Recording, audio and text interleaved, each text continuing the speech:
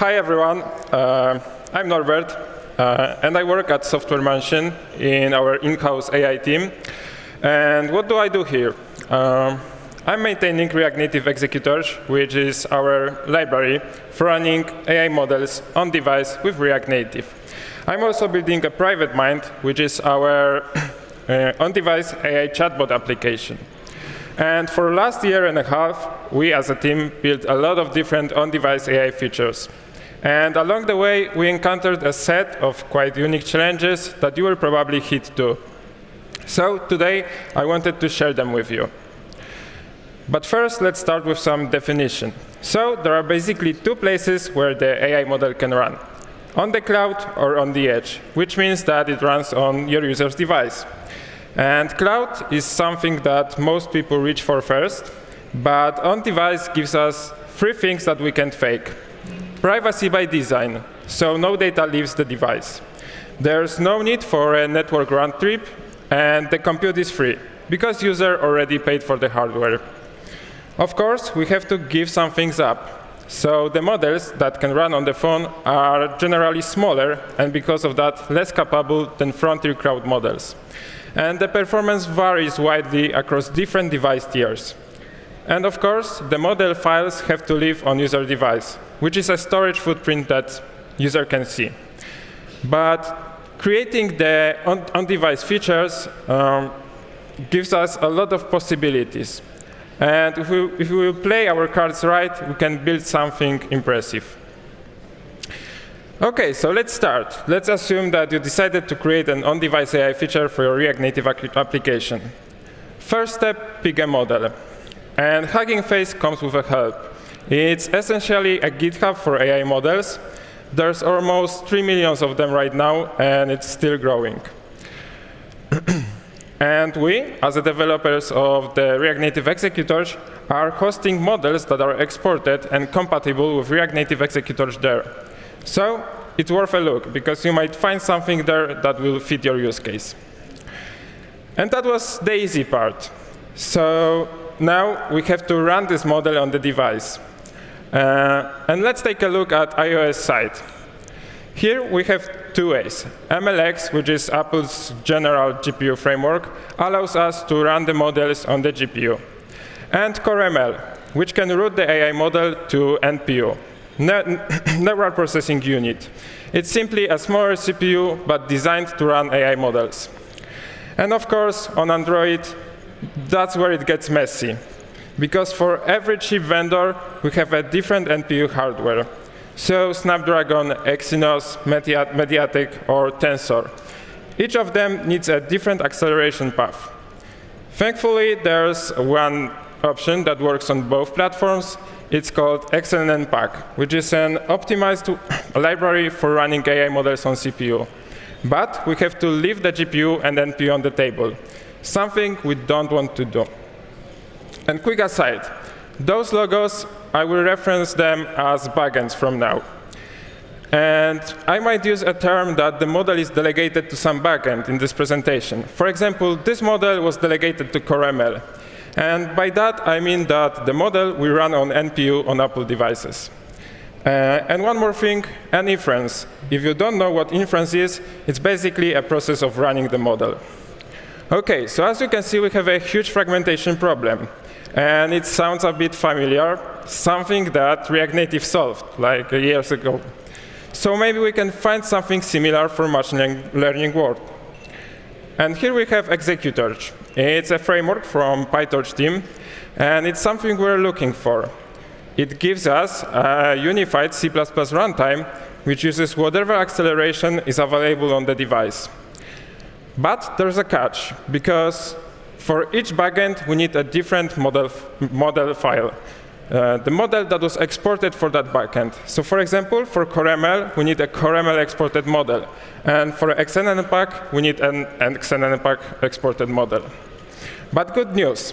If you are using models that are shipped with React Native-executorch, we already took care of that. Because on our Hugging Face, we have different versions of the models. the models that were exported for different backends. So when you're using our model in your application, you can be sure that your user will receive the most optimized version of the model that exists. OK, so we picked the model, and we have a way to run it on the phone. Now we need to get the model files onto the device. And why should we even bother about it? Because it's not that simple, because the model files have different sizes. We have models that are like 1 megabyte or even a few gigabytes. And for different models, we'll need different strategies. So I will start with the simplest one. Bundle the model with the binary. So the user downloads the app from the App Store, and once they open it, the model will be there, and the feature is ready. But now imagine the situation where you are using larger model, and your app size is like 1 gigabyte. So the moment your user taps install in the App Store, he sees something like this. And if he's not connected to the network through Wi-Fi, he probably clicks later on Wi-Fi. And that's the moment the user starts to searching for different application, and we lost them even before they opened our application. So for large model, in many cases, we have to download the model in the runtime. And here I have two strategies, and we select them based on the type of the feature you created. So the first one, download on the first run. So from the App Store, the user downloads a light version of the app. And this strategy is best for the features that are like hero feature of the application. So it doesn't make sense to use it without this feature. And once the user opens the app for the first time, we start the download in the background. We might hide it behind onboarding or something like this. So user is setting things up, and the model is downloaded. And when user is ready, the model will be ready too. But what if the feature we created is like optional, and not every user might use it? In this case, we can defer the download even further. So we can wait for the user to actually try to use this feature.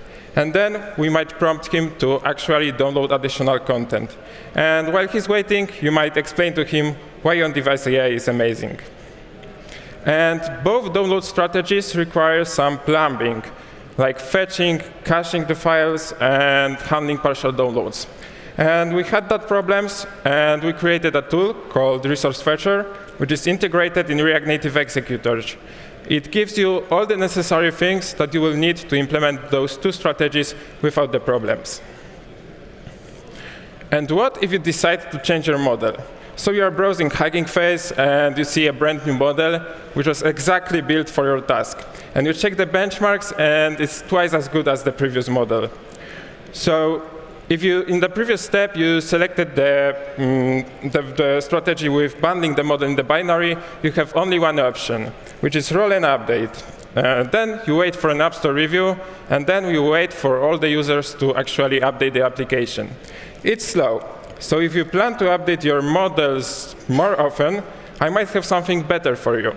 But you need to settle to downloading the model in the runtime. OK, so here's how it works. You create an API endpoint, which returns the current version of the model. And you host the model on the server or on Hugging Face. And when the user loads the model in the application, you hit that endpoint, and you compare the versions. If they don't match, you ask user to download an update. But you have to pay a lot of attention to making sure that the new model is actually following the same contract as the old model. Because if they won't match, the user will see an error. And you have to update the model once again, and user needs to re-download it, and it can get messy. OK, so we pick the model, we have it on a phone, and now we run it. What can go wrong? OK, so the model didn't fit in RAM. And to be more accurate, the model didn't fit in RAM on some devices. iPhone 17 Pro has 12 gigabytes of RAM, and you can trust me that really large model can fit in there. But iPhone SE3 has only 4 gigabytes. So here, the same rule as, for example, for game dev or working with animations in React Native applies here. So we have to set the bar to the worst device that our user might use. But what if you created an AI chatbot application in which user actually picks the model which he will use? We have to stop him from using the model that won't fit on his device. So here's how you do it. First, you estimate how much RAM each model that you offer requires. Step 2, you check how much RAM there is on the user's device. And step 3, you filter out and hide the models that won't fit on the user device. And what will happen if the user tries to load the model that's too big? The app might crash. And yeah, that's like the worst thing that can happen with the application on user's device. And what if you created a feature with a fixed model? So every user will get the same model on every device. So you have to simply make sure that the feature works all right on the worst device from your audience. And if it will work there, you can be sure that it works on the rest. And here's an example. So another big problem, performance gap. So on one side, we have a bit older Android, Motorola Moto G04, and on the second one, iPhone 70 Pro. Both phones are running the same model, and the model on both phones is running on CPU. And as you can see, on the iPhone, the model manages to finish its task at least 5 times before it even finishes on Motorola.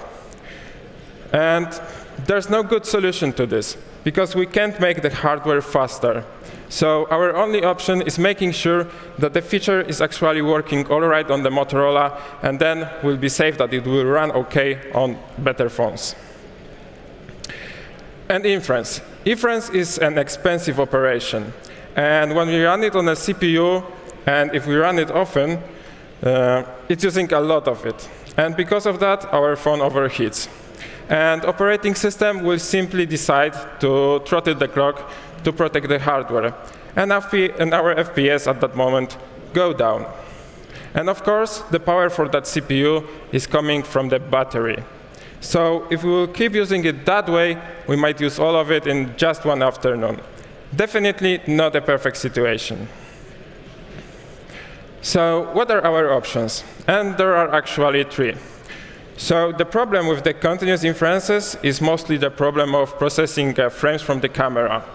So imagine that you are doing that 30 times per second, and in that case, many frames can be in bad quality. So user moved the phone and the frame is blurry, or user covered the camera of the finger and the frame is dark. So in that case, we don't want to run an expensive operation because we'll get a trash output. So we create a cheap prefilter that checks the quality of the frame, and if it's bad, we simply skip the expensive operation. Second, throttle the rate. It's always cool to run inference 30 times per second, but it might not be that cool if it goes down to 10 after 20 seconds. And in most cases, we don't have to do it that often. We can create features which run in like 5 FPS, and the whole thing will still have that real-time feel, but it has 2 benefits. The first one, we lower the gap between the devices, because we are setting a target for cheaper devices to reach, and the expensive phones actually have more time to rest, meaning that there's less overheat and we use less battery. And third, if it's possible, use a hardware acceleration. So NPU is smaller than CPU, so automatically it uses less power, and it was created to run AI models. So model running on NPU will run faster than on CPU. So we have a faster model, and we are using less power. And as I said previously, if you are using models from react-native-executorch, you might be safe that if it was possible, the model will use the NPU on the user device. But if you plan to export the models yourself, yeah, that's one of the most important decisions that you will make in the whole thing. And here's another example. On both videos, we have the same phone, iPhone 70 Pro. And on both, the same object detection model is running. Only difference is the hardware. On one side, it's running on CPU, and on the second one, it's running on NPU. And as you can see, the difference is huge. The same model is 2 times faster on the NPU. OK, so let's sum up the part with the challenges. We started at the point where we picked the model, and then we settled on the runtime. Then we learned how to ship the model files onto the device and how to keep them updated. And last but not least, we learned some optimization techniques. But during our journey, we learned more things. So here comes the hot take.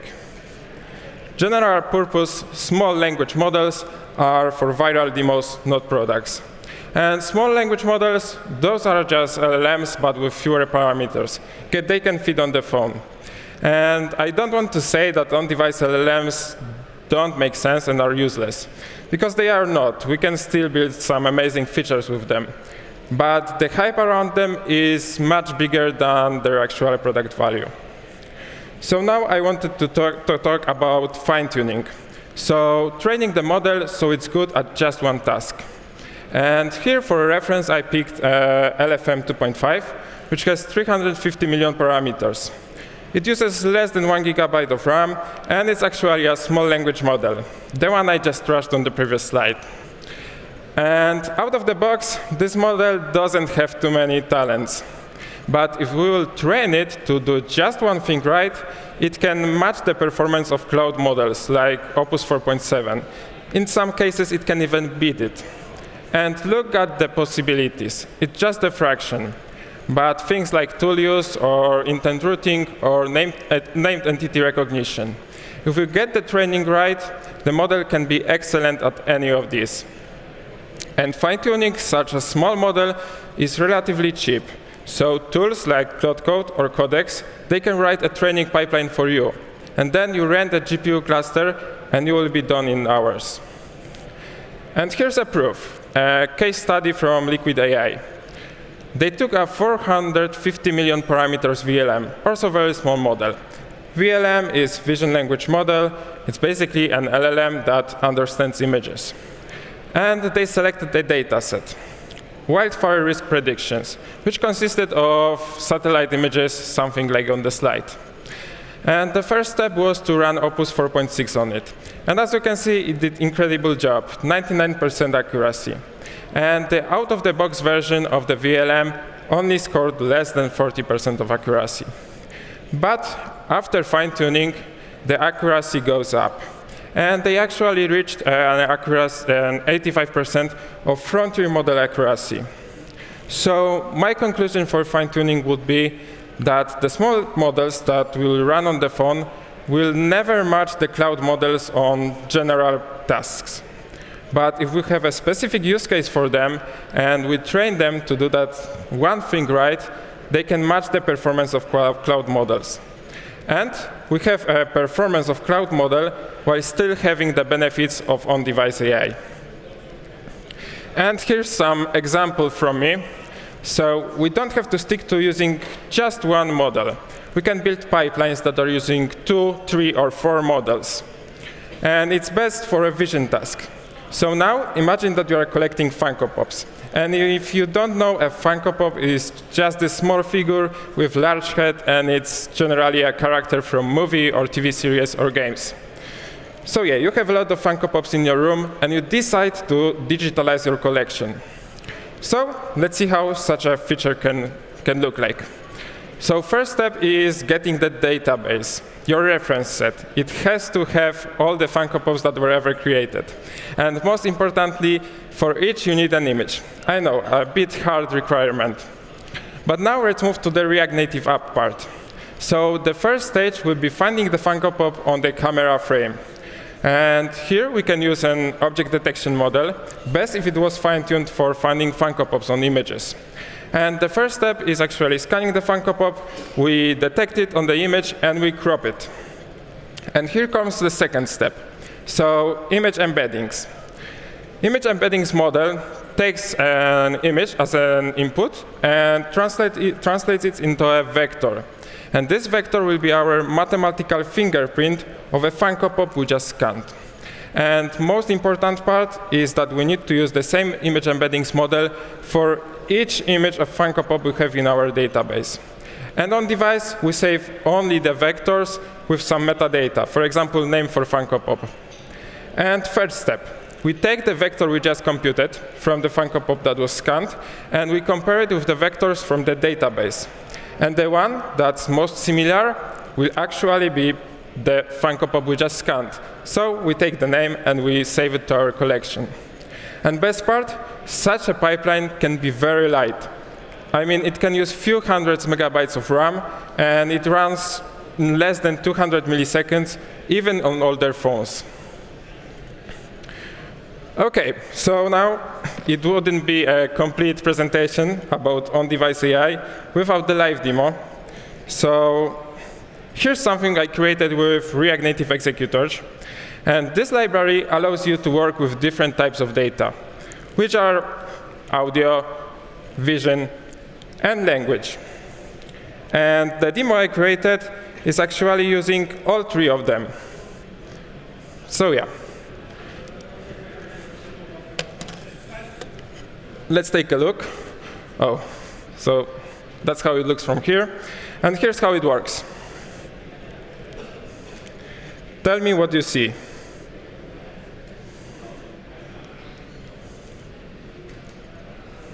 I see a small stuffed animal being held in someone's hand.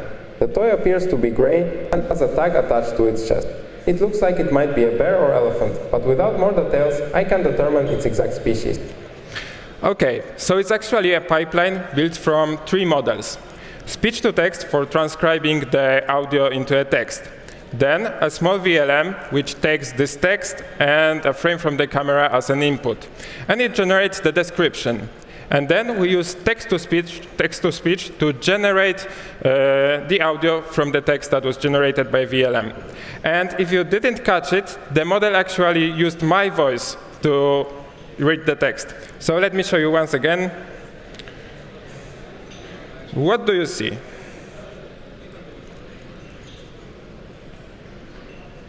I see a laptop on a desk with its screen displaying what looks like a game or application. The room is filled with people seated in rows, suggesting this might be an event or conference. Right. So the thing with my voice is actually called voice cloning. But yeah, I think the time is up, and the magician never reveals all of his secrets. So that's everything for today. Thank you very much.